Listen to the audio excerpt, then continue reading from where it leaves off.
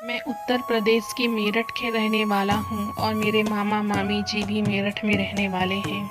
आज से लगभग 1 साल पहले जब मेरे मामा ऑफिस के काम से 1 महीने के लिए बम्बई चले गए थे, तो उन्होंने फ़ोन से मुझे कहा, तुम्हारी मामी अकेली है घर में, तुम उसके पास आकर रहो।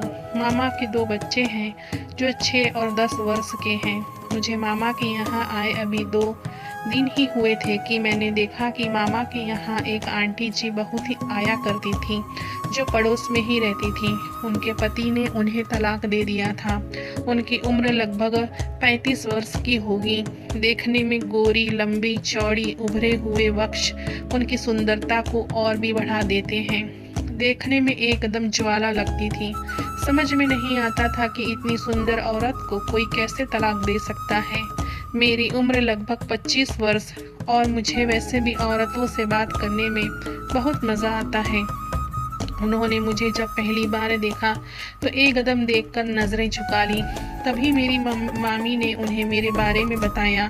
उसके बाद तो हम दोनों का सिलसिला ऐसा शुरू हुआ कि हम दोनों एक दूसरे से बहुत घुल मिल गए थे।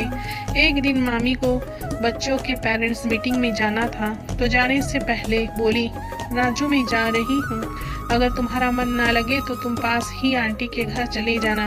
मुझे लौटने में देर हो सकती है क्योंकि मुझे वहाँ से मार्केट भी जाना है। यह कहकर मामी तो चली गई। मैं बहुत देर तक इधर उधर टहलता रहा। उसके बाद मैंने घर का ताला लगाया और आंटी के घर चला गया। आंटी घर पर अकेली लेटी हुई थी। घर का दरवाज़ा खुला हुआ था। आंटी डबल बेड पर लेटी हुई कुछ सोच रही थी। अचानक मुझे देखकर चौंक गई। उन्होंने सूट पहना हुआ था। उस दिन मैंने देखा कि आंटी के स्तन काफ़ी बड़े थे। वे मुझे देखकर अपना दुपट्टा अपने कंधे पर डालती हुई बोली, अरे राज तुम आओ, अच्छा हुआ तुम आ गए। मेरा मन नहीं लग रहा था। तुमसे मन भी लग जाएगा। मैंने कहा, हाँ मैं भी बोर हो रहा था। मामी बाहर गई हुई है। अच्छा किया कि तुम यहाँ चले आए। अब हम दोनों खूब बातें करेंगे। और मैं भी उनके बिस्तर पर लेट कर बातें करने लगा। मैंने गौर से देखा कि आंटी की आंखें लाल हो रही थीं। ऐसा लग रहा था कि जैसे वो रो रही हूँ। मैंने पूछा, क्या हुआ आंटी? मुझे ऐसा लग रहा है कि शायद आप रो रही थी। आंटी बोली, कुछ नहीं, ऐसे ही पुरानी बातें याद आ गई। मैंने कहा, मुझे तो बता सकती हो, मुझे अपना दोस्त ही मान लो। आंटी बोली, राज तुम नहीं जानते मुझे अकेले रहने में कितनी परेशानियों का सामना करना पड़ता है। मेरा इस दुनिया में कोई नहीं। मैंने कहा, आंटी आप मुझ पर भरोसा कर सकती हो। आज से मैंने आपको अपना प्रिय दोस्त मान लिया है। क्या आप मुझे अपना दोस्त नहीं मान सकती? आप अपना गम मुझसे कहकर दूर कर सकती हो। आंटी इतना सुनते ही मुझसे लिपट कर रोने लगी। उस दिन के बाद पता नहीं क्यों आंटी ने मेरे दिल में जगह बना ली और वे भी मुझे पसंद करने लगी। फिर तो मैं उनके पास रोज जाने लगा और वे भी अपना सारा काम छोड़कर मुझसे घंटों बातें करने लगी। एक दिन जब मैं उनके घर गया तो देखा कि वे कपड़े बदल रही थी।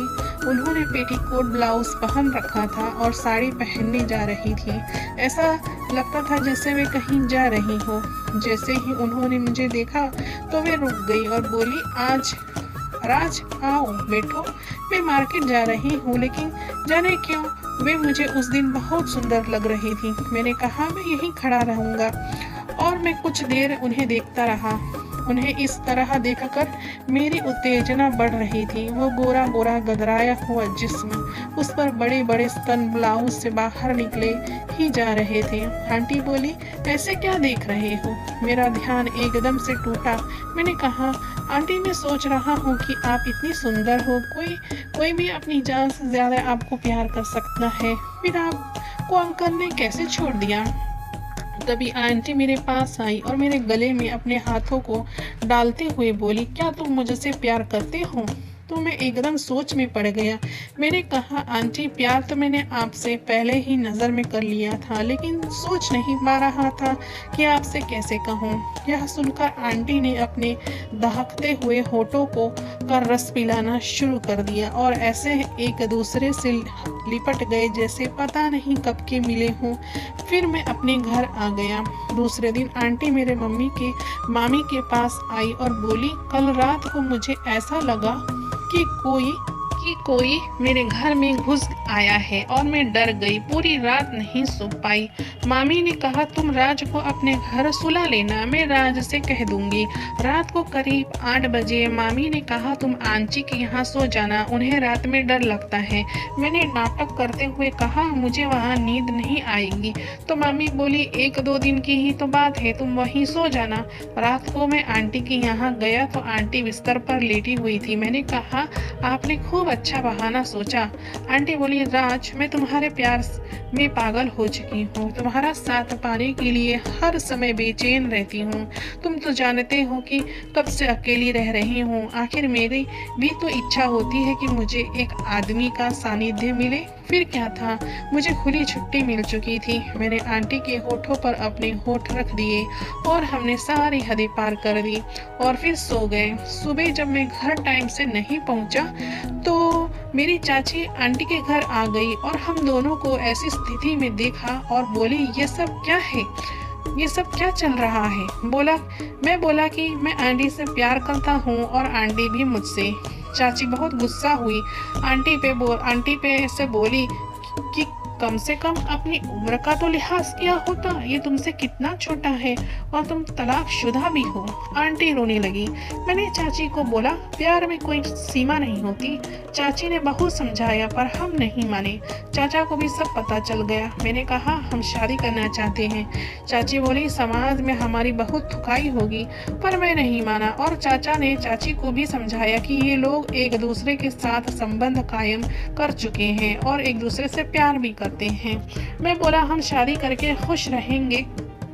फिर सब मान गए, हमने शादी की, अब खुशी खुशी रह रहे हैं एक दूसरे के साथ और एक बच्चा भी हुआ है हमारा। तो दोस्तों प्यार की उम्र नहीं होती। क्या एक तलाकशुदा औरत को फिर से शादी करने का हक नहीं, खुश रहने का हक नहीं है? जरूर है। अगर साथ निभाने वाला मिल रहा है तो उसे भी हक है कि वो एक नई जिंदगी शुरू करे। गलत रास्ते पर जाने के बजाय अगर शादी करके खुशी और इज्जत से जी सकती है तो लोगों को उसका साथ देना चाहिए, ना कि उसको ताने दें। अगर कभी ऐसा हो भी जाए कि औरत मर्द की उम्र में फासले हैं तो उम्र मायने नहीं रखती, बल्कि प्यार मायने रखता है और एक दूसरे का साथ निभाना मायने रखता है। और गलती हो जाए तो उसे कबूल करो और उसकी जिम्मेदारी लेना सीखो। अपनी जिंदगी का और खुशियों का फैसला लोग क्या सोचेंगे क्या बोलेंगे सोचकर कभी मत बदलिए, क्योंकि आपकी जिंदगी आपकी है और आपके लिए क्या सही है उसका फैसला आप खुद करो। दोस्तों उम्मीद करती हूँ ये छोटी सी कहानी आपको पसंद आई होगी। कहानी के बारे में आपकी क्या राय है कमेंट में ज़रूर से बताइएगा। मेरे चैनल पे नए हैं तो सब्सक्राइब ज़रूर से करना। मिलते हैं अगली कहानी में, तब तक के लिए धन्यवाद।